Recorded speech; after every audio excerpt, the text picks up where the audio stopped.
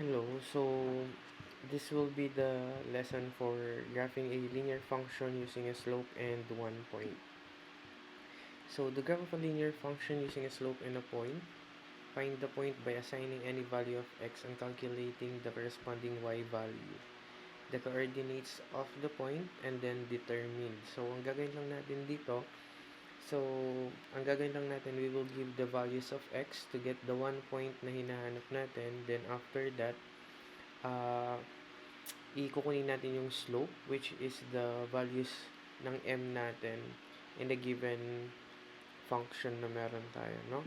So, always remember that any value dun sa value ng x natin, we can use any number but we prefer na mas lower number para hindi gaanong kalaki yung magiging Cartesian plane natin, no? Sige, so let us have the function y is equals to 3x plus 1. So, we'll be graphing this one using a point and the slope intercept. So, first, determine 1 point of the graph by substituting any value of x in the equation. So, here we use let x be equals to -1. So, the same function y is equals 3x plus 1. Substitute the values of x, which is -1 here, then plus 1. 3 times -1, which is -3 plus 1, bring down. Then -3 plus 1, unlike sign operation subtraction, 3 minus 1, that is 2, then copy the sign of the larger number, which is negative. So y now is equals to -3. So the coordinates that we have now for the y value is we have -1, since nakuha natin dito, or we use let x be equals to -1, and then the value of y is -2. So we now have -1 and -2. Then here, determine 1 point of the graph by substituting any value of x. So here, kunin na natin or ipa-plot na natin using the first point that we have. So we have -1 and -2 in our Cartesian plane here. And then we now have the point here, -1 and -2. Then we will get the value of m natin. So the value of m, find the slope. So here in the given function, we have 3 as the value of m, which is the slope.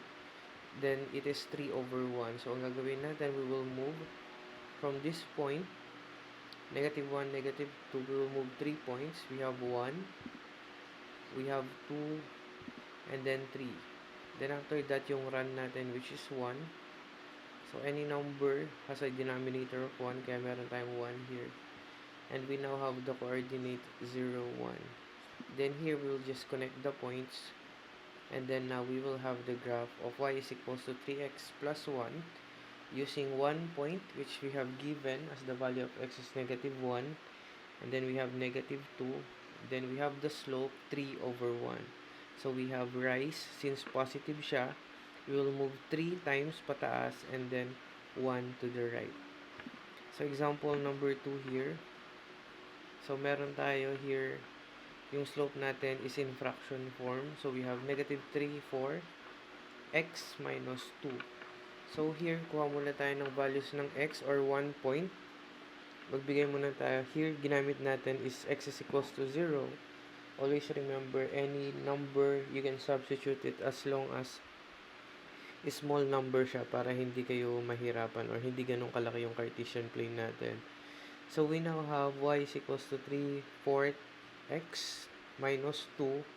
And then, substitute natin yung x into 0. So, 3/4 times 0, that is 0.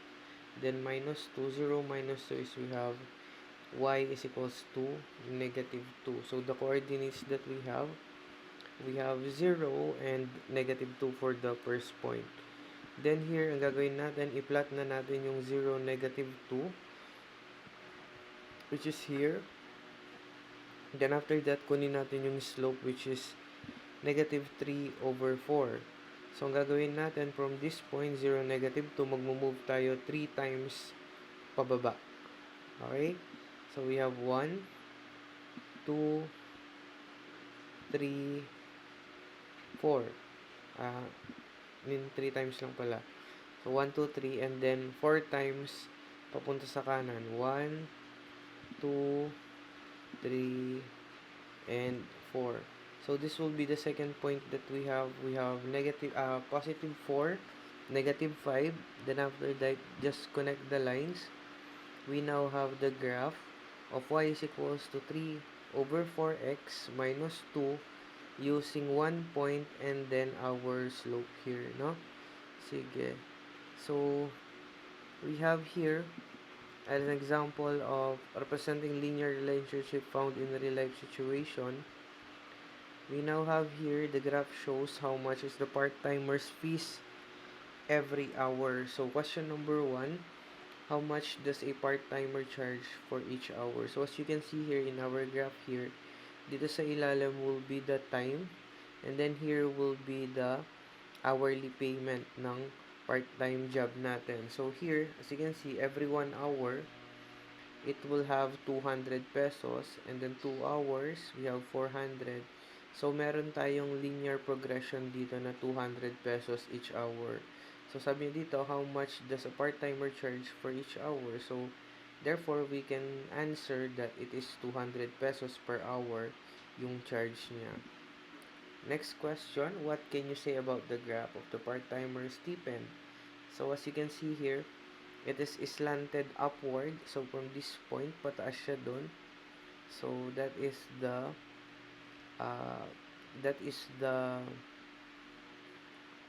pattern na meron sa ating graph here. Next, if you're a part-timer, will you accept the offer and why?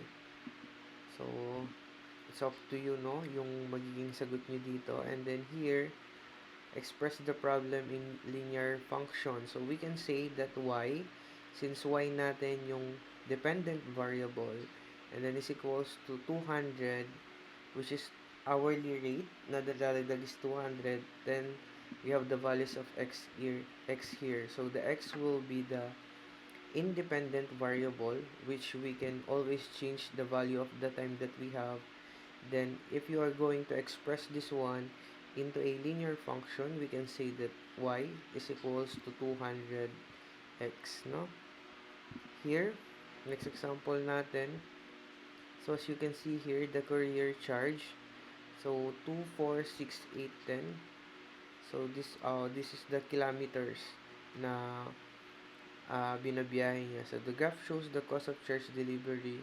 Jean is a Shopee courier, and each time he delivers, there is a fixed charge for every 2 kilometers. So, here, the numbers here are the kilometers. Then, here are the charges every kilometer na meron siya, no? So, ang tanong niya dito, how much is the cost of delivery for 6 kilometers? So, as you can see here, we have 60 for 2 kilometers. Then, 4 kilometers is 120. So, nagdo-double yung charge niya. So, every time na merong 2 kilometers. So, as you can see here, kung sa 6 kilometers, how much is the delivery cost? The delivery cost will be 180 pesos. Ne? Sige. So, here, the delivery cost was 360.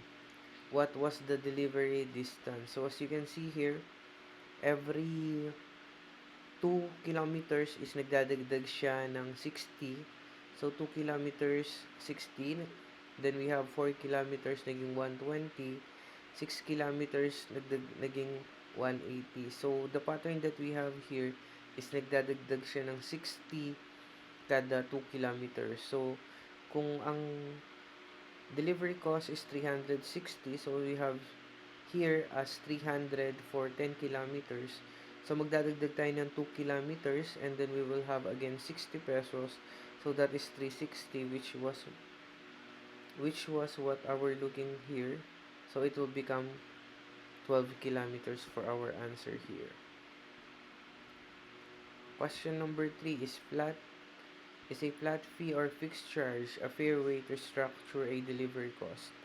So, hindi, no? Lalong-lalo na ngayon, sobrang mahal na ng gasolina ngayon. If you have a flat fee or delivery charge na fix, kahit gaano siya kalayo, is malulugi talaga yung mga courier natin.